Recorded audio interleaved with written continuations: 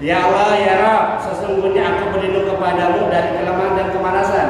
Suka malas nggak kita? Itu orang tidak malas, suka kita. Baca Quran ada malas banget. Nah gitu. Nah kita minta pada Allah, Allah menyaujukan bilang azzi wal kasar. Ya, saya suka baca. Kenapa? Ini setan juga luar biasa, sering apa? Membisikkan kita. Kemudian apa lagi? Wal harami wal jumni wal bukhli wa adabil qabri. Jadi aku mohon padamu ya Rabb, hindarkan aku dari ketimpunan. Suka pikun enggak? Suka lupa enggak? Nah, maka orang tua dulu walaupun dia tua enggak pikun karena sering baca doa. Sering baca doa. Kemudian supaya enggak cepat lupa, karena suka lupaan. Jangankan hari biasa, sholat aja suka lupa. Allah. Rokat 3 apa 4 ya? 3 apa 4 nih? Suka enggak gitu? Karena gini Pak, ada jin, ada setan yang gak ada orang sholat. Kan yang kita kenal itu adalah 10 malaikat gitu kan? Jibril, Mikail, itu dulu yang kita kenal, itu mulu. Kita gak pernah diajarin tuh nama-nama jin, nama-nama setan. Nah setan juga ada namanya, ada tugas masing-masing. Kalau Jibril tugas yang menurunkan wahyu gitu kan, Israel belum bisa kakak, jin gak ada tugasnya. Ada yang tugas yang ngacur rumah tangga orang, yaitu dasim loh. Jin namanya jin dasim. Oh, gosok-gosok urusan rumah tangga jadi bercerai. Ada jin yang tugaskan bodoh orang sholat, namanya apa? Khanzab. Ya orang kita nggak kenal musuh kita, kan kenal kenal. Karena kita nggak kenal musuh kita. Nah, kita nggak kenal musuh, lalu nggak tahu. Nah, itu sering kali itu. Makanya kan alladzi yuwaswisu fi sudur minajin. Sholat itu Pak, sholat yang berada, yang bikin sholat berat Pak. Ini suatu ujian besar Pak. Kenapa? Seringkali ketika kita sholat justru hal-hal itu ingat semua. Lagi nggak sholat lupa nih, gitu kan? Begitu sholat ingat, si Anu belum bayar, tadi gua pergi itu tuh. Sering nggak? Nah, kayak gini-gini biasa iya. Dia tanya musuh Allah Akbar. Ada dikit-dikit. Duit gua ketemu mana aja. Bukan musuh tuh lagi mikir. Kayak itu. Makanya kita kalau orang-orang tua dulu itu kalau bersatu suka doa tuh. Allah banyak dengan nama zatis saya. Ya Allah aku berlindung padamu dari bisikan saya. Karena memang lagi sholat itu justru sholat berarti di situ Pak. Karena sering kali ketika sholat itu datang tuh. Makanya sholat khusyuk bagaimana? Nggak ada susah sholat khusyuk. Sholat khusyuk adalah sholat orang yang nggak kasar, cuma PA orang gila. Rasulullah aja ketika sholat cucunya naik ke pundak, tahu nggak? Tahu. Bahkan itu Sayyidina Hasan waktu masih kecil. Rasulullah sujud, Sayyidina Hasan naik ke pundak. Rasulullah sujudnya lama gitu. Bukan khusyuk, tapi nunggu cucunya turun. Jadi khusyuk itu ukurannya bukan dia batu lupa sekitar, enggak. Susah belajar khusyuk, paling tidak kita bisa sholat khusyuk satu kalau kita paham apa yang kita baca. Ya kalau nggak paham ya aja. Yang perlu kita paham gerakan yang sedang kita lakukan. Itu apa? Dua ketiga ya. Padahal. Nah terus ketika kita lupa, apa yang kita lakukan? Sujud sahwi kan? Ini kadang-kadang setan lagi nih, giliran tahiyat lupa lagi. Lupa sujud sahwi, salah aja dah. Waduh, sujud sahwi ini gimana? Itulah setan. Makanya saya baca doa itu. Kemudian apa lagi? Allahumma ati nafsi taqwa wa zakkiha anta khairul maulaha anta waliyuha. Kemudian baca apa lagi? Allahumma inni a'udzubika min qalbin la yakhsha. Apa kalau itu?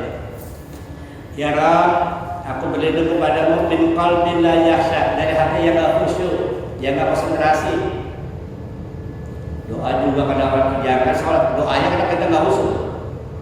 Apa aja? Ya. Kita minta pada Allah dari hati yang enggak khusyuk. Artinya apa? Kita ibadah dapat sapi. Kemudian apa?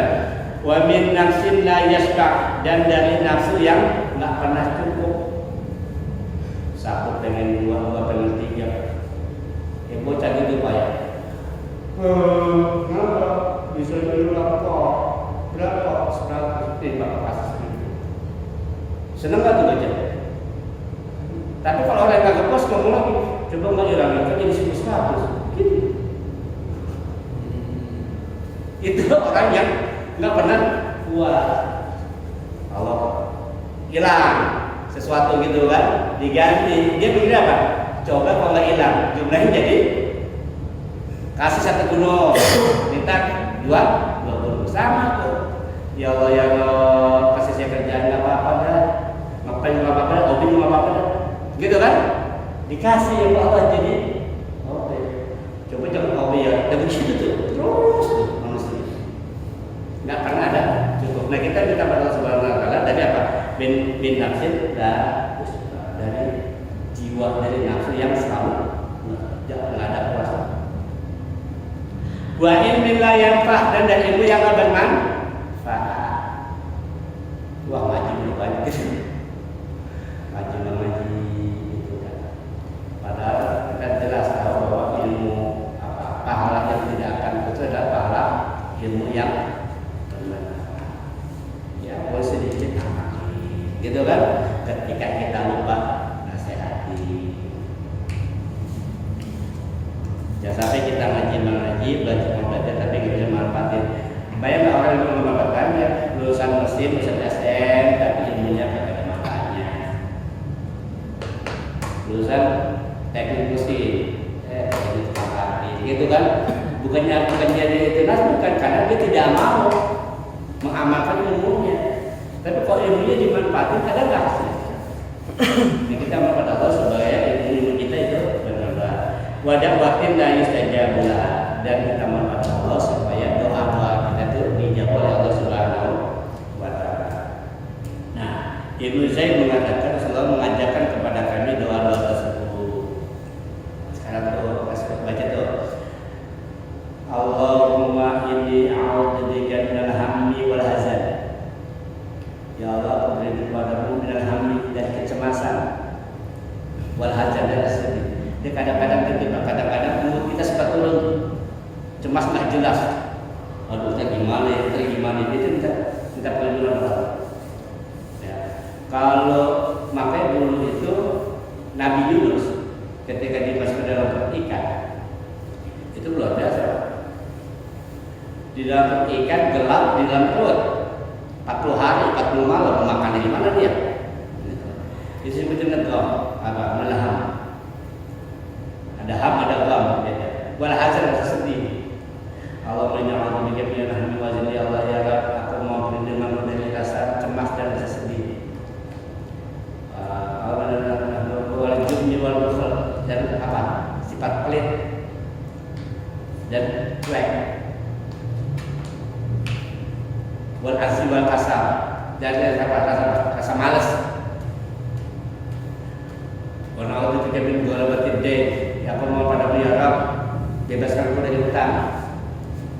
Kalau perlu minta Allah ya Rabb, jangan matikan aku sebelum aku masih punya hutang. Minta kepada Allah.